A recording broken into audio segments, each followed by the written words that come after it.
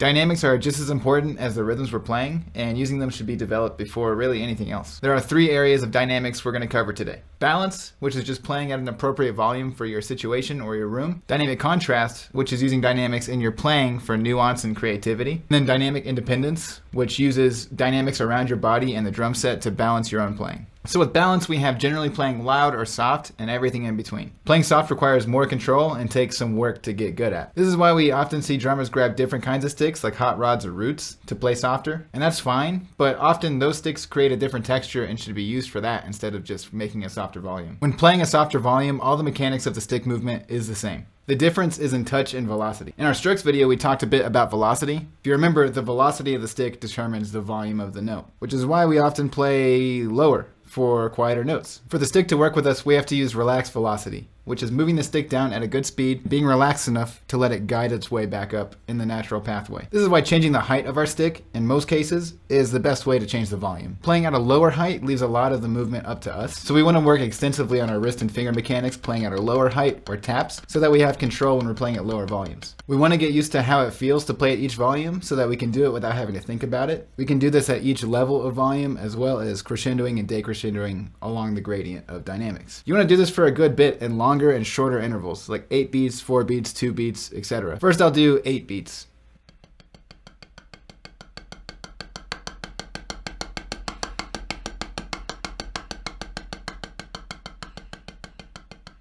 You don't want to get too loud too fast or too soft too fast. Try to really get to where you're going steadily in that space of 8 beats and back down. If I do less beats, it's going to happen even faster and you have to be mindful of that. Let's do 4.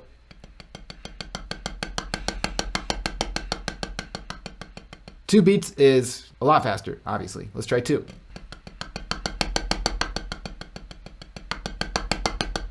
Notice as I go through all these different dynamics, what changes the most is the height of my stick. A lot of it comes from our ear, but it also comes from knowing where we should strike the drum from to achieve a certain volume. When we're practicing this stuff on a pad, think of the context of a drum set underneath it instead of just on the pad. For example, if we're always practicing things here, which is fun and feels really good, that's gonna be super loud on a drum set. We really wanna practice things lower than that so we have control and we're not always overplaying. Another very important thing is to remember that tempo comes from our input. So when the stick is moving less because there's less distance as I go lower, I don't wanna speed up to compensate for that lack of movement. Keep the input exactly the same. I almost forgot to mention, if you're using alternating strokes like 16th notes to go through these dynamics, really good thing to do is to focus on one hand at a time, like maybe your right hand as you go up and down.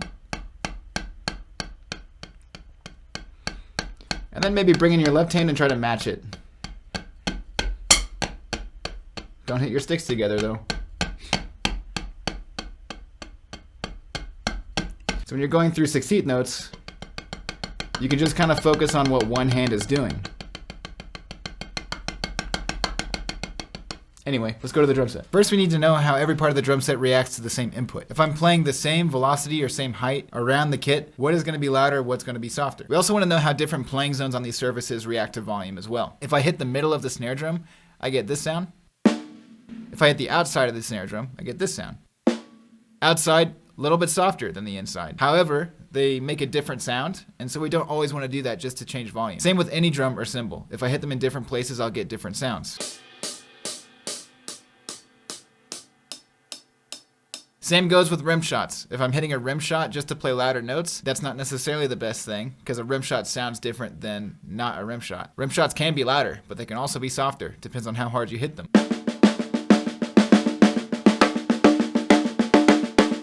Different sounds for different situations. Just like on the pad, we're going to get used to playing at all the different levels of dynamic, as well as crescendoing and decrescendoing to hit everything in between. I'm going to play a basic beat at a few different levels of dynamics.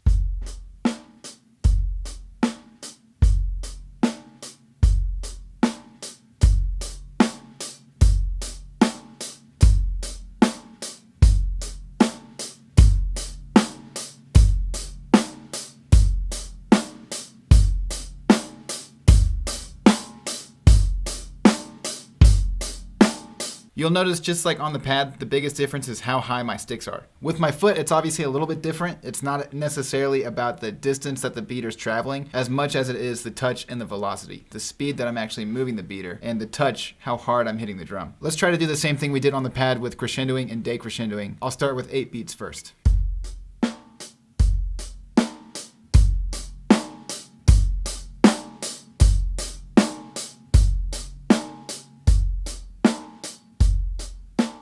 Now let's do 4 beats.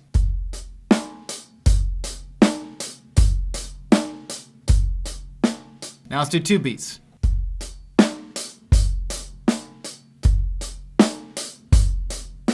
2 beats is even harder than on the pad, not just because of the length of time, but because mostly my right hand is doing the crescendoing and decrescendoing, where my left hand on the snare and my foot on the bass are coming in at specific parts of this gradient, which means we have to be mindful about the sound that we're making. Contrast is one of the most important aspects of music. Loud and soft, tension and release, all these different things are what add character to music. Dynamic contrast on drums can take any normal figure or pattern and make it interesting. Playing with dynamic contrast takes a different kind of work. This is where we can really utilize the stroke types we learned in our last video. If I just play straight 16th notes, there's gonna be no information, only rate. Once I start to add random accents, it'll introduce the nuance that makes it sound like music. This can also take a basic fill and turn it into something that sounds more exciting. Remember when we're practicing the stuff on the pad, again to put it in context of your drums. So if you're playing all of your accents inside of a pattern as rim shots, which on this little thing is whatever. Rim shots are a different kind of texture, so we don't always want to use them just to change volume. We want to use them because we want that texture. We also want to practice beyond just accents and taps. Playing just accents and taps is very binary and will give you a cool sound. What really makes it musical is when you start to add everything in between as well. You want to have the whole gradient in there. Really listen to what you're doing while you play.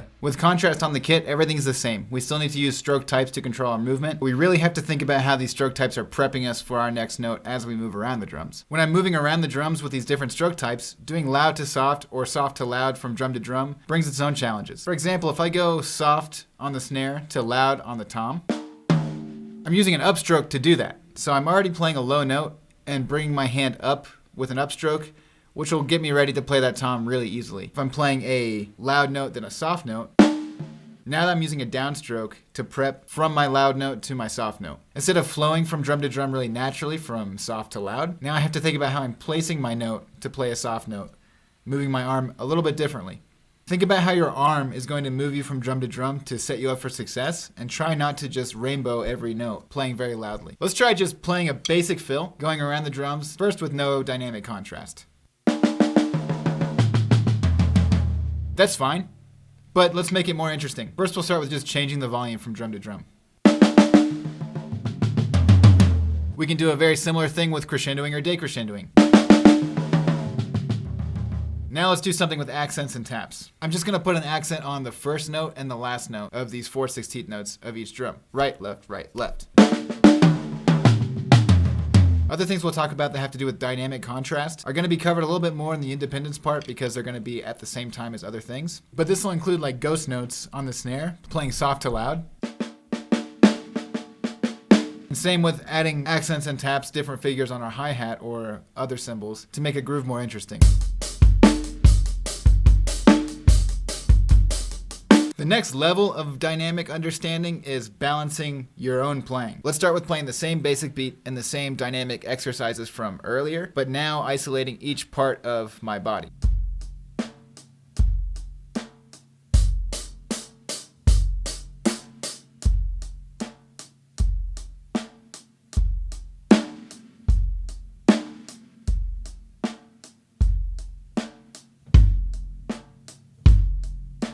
Is not easy, but you'll get it and then it'll be very easy. Another thing we can do is just play everything at the same time, maybe all eighth notes. That way we can see exactly how we're crescendoing and decrescendoing with each part.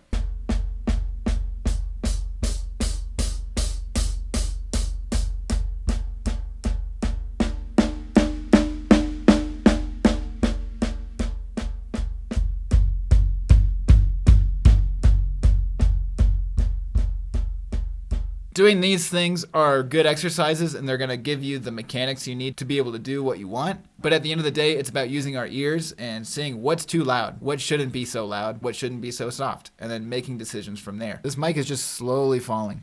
We mentioned ghost notes and stuff like that in the contrast part of this video. And when we put contrast together with balancing ourselves, that's how we get a really good professional sound. If I'm playing something really basic like, and I want that to be the macro rhythm, which is the thing you latch onto, the bass, snare, bass, snare. When I start adding stuff inside of it to make it more interesting, I want those to not overshadow my macro rhythm. I'm just gonna add some ghost notes into it on my snare.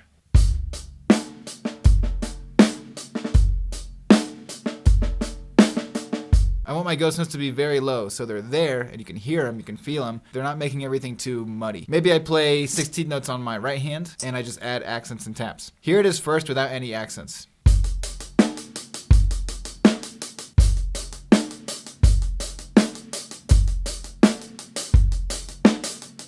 This makes it way more interesting. The concept of using all these different dynamics around your body in the drum set, all while trying to sound good and play in time, not super easy at first, and it's not gonna sound that great at first. But as you get more used to it, it becomes a very natural part of your playing, and you won't have to think about it ever again.